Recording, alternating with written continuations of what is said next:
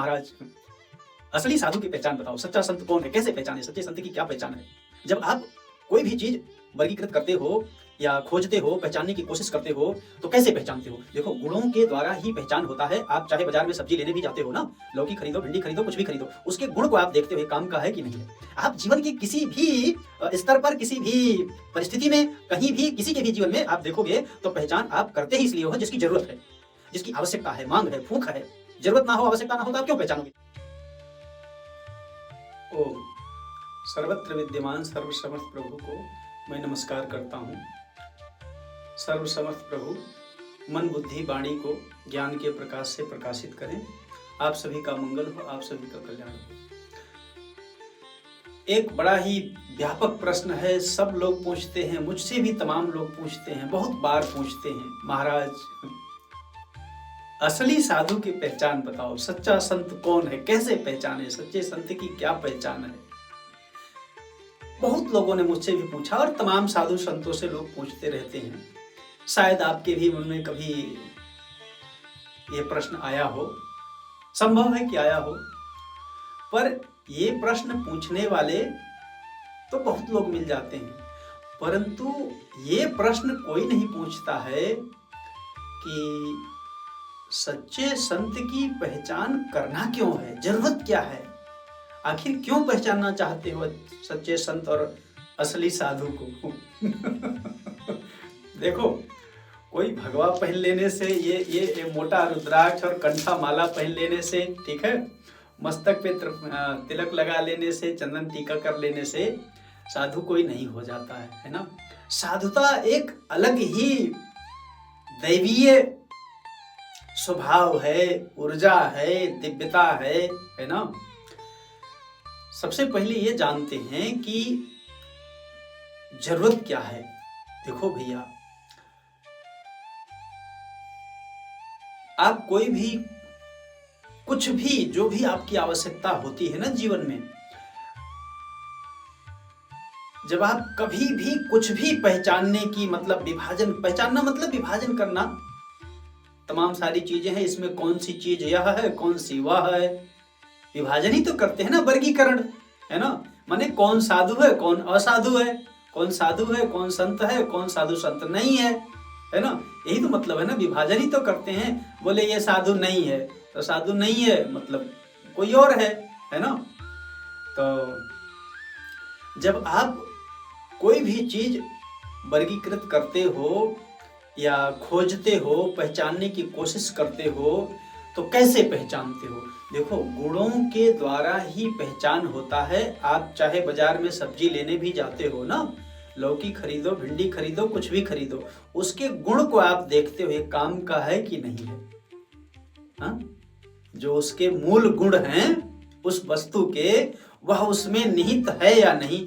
अगर उन गुणों की कमी है तो आप कहते हो नहीं चाहिए। फल की दुकान पे जाते हो, अगर कीड़ा लगा है, जरा सा दाग लगा है, छेद है, कुछ है, बोलते हो नहीं, ये कमी। क्यों?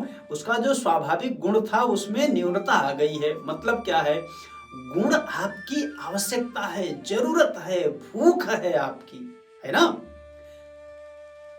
कोई भी आप विषय ले लो, कोई कहीं भी पहचान, जैसे मान लो परीक्षा में भर्ती होती है, पेपर दिया जाता है, कोई एक पर्टिकुलर विषय का मान लो नौकरी कोई निकली एक, कोई भी, तो उस विषय के तमाम विद्यार्थी उसमें फॉर्म भरते हैं, और फॉर्म तमाम भरते हैं, उसके उसी प्रकार के प्रश्न उसमें ऐसे दिए जाते हैं कि उस सर्विस के लिए जिस प्रकार की एलिजिबिलिटी चाहिए, जो योग्यता चाहिए, जो गुण चाहिए, वह गुण उस परीक्षार्थी में है या नहीं, इसको देखने के लिए ही तो पहचान किया जाता है ना, कौन काम का है, कौन बेकाम का है। तो गुण वहां भी तो देखते हैं ना। आप जीवन की किसी भी स्तर पर, किसी भी परिस्थिति में, कहीं भी, किसी के भी जीवन में आप देखोगे तो पहचान आप करते ही इसलिए हो जिसकी जरूरत है, जिसकी आवश्यकता है, मांग है, भूख है। जरूरत ना हो, आवश्यकता ना हो तो आप क्यों पहचानोगे। रास्ते में आप चलते हुए चले जाते हैं, कोई मतलब नहीं रहता, आप नहीं पहचानते हो, कोई मतलब नहीं रखते हो, पड़ा है सो पड़ा है, खड़ा है सो खड़ा है, जा रहा है सो जा रहा है, आपको कोई लेना देना नहीं। फल की दुकानों से निकलते हो, अगर नहीं लेना है तो चाहे उसका फल सड़ा हो, चाहे गला हो, चाहे अच्छा हो, फर्क नहीं पड़ता तुम पर, है ना। ठेले का सब आपको एक समान ही दिखता है उसमें, है ना। कीड़ा लगा है, छेद है कि नहीं, उधर दृष्टि ही नहीं जाती है, क्योंकि सब एक समान है। क्यों, मुझे जरूरत नहीं तो क्या लेना देना है अपने को, माने असंग रहते हैं उस समय, है ना। पर जब उसकी आवश्यकता होती है तब तुरंत आपकी वो अच्छाई बुराई को विभाजन करने वाली जो सत्य ज्ञान की प्रकाशिका शक्ति है ना आपके पास में, उस दिव्य सामर्थ्य के, उस ज्ञान के प्रकाश के द्वारा आप देखते हो ये काम का है कि नहीं, ये अनुकूल रहेगा कि नहीं, ये मेरे लिए सुखदायी होगा कि नहीं।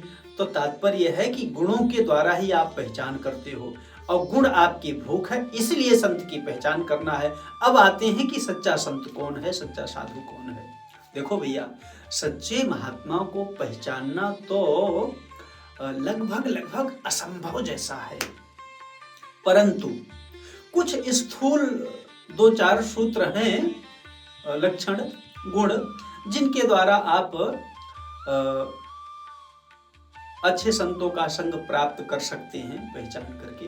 सबसे पहला सूत्र वो ये है कि आप अगर किसी ऐसे व्यक्ति से मिलते हैं,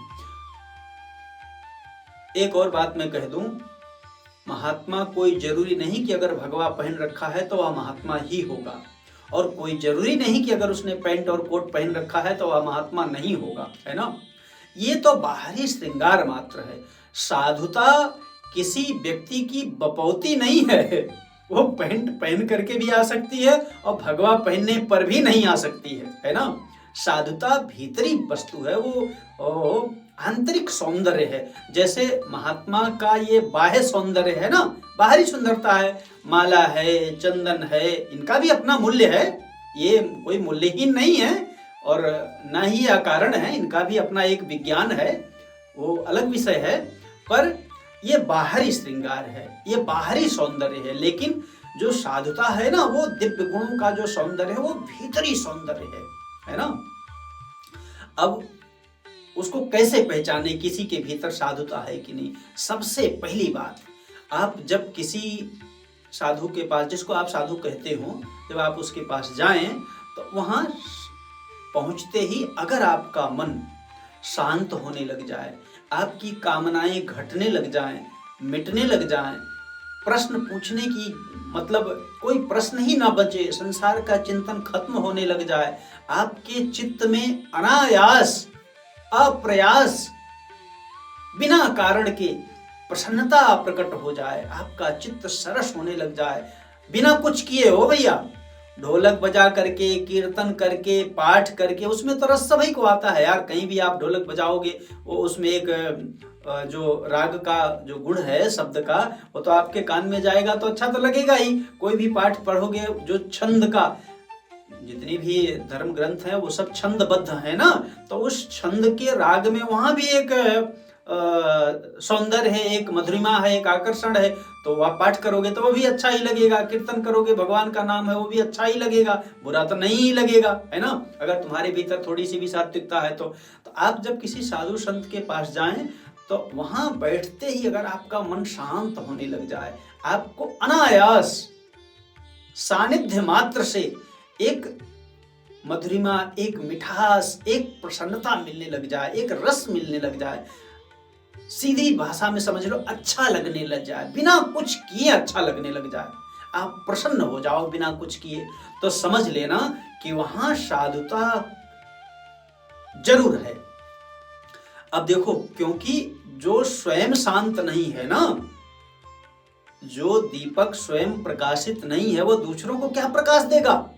जो स्वयं दुखी है वो दूसरों को क्या आनंद पहुंचा सकता है ना। तो ये वो वहां स्वयं उस अंतःकरण में शांति है, इसलिए आपको भी वहां शांति मिलती।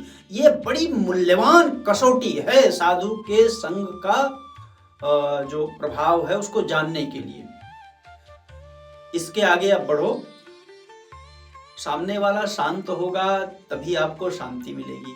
अब सामने वाला शांत अगर होगा तो इसका अर्थ है कि उसकी कामनाएं नहीं होंगी, मतलब वो निष्काम होगा, और निष्काम होगा तो निर्मम भी। जो कुछ नहीं चाहेगा वो इस संसार में अपना कुछ नहीं मानेगा। अगर कुछ भी अपना माना कि ये मेरा और ये दूसरे का, तो कामना बिना रह नहीं सकते हैं, क्योंकि जो मेरा है उसको फिर संग्रह करने की इच्छा उठेगी और जो मेरा है उसी प्रकार का और पाने की इच्छा जागृत होगी, मतलब लोभ जागृत होगा। लोभ का ही एक रूप कामना है, कामना कोई अलग से कोई वस्तु तो है नहीं, तो वो निर्मम भी होगा निष्काम भी होगा। इसी को देखो गीता में कहते हैं निर्ममो निरहंकारो सा शांतिम अधिगच्छति।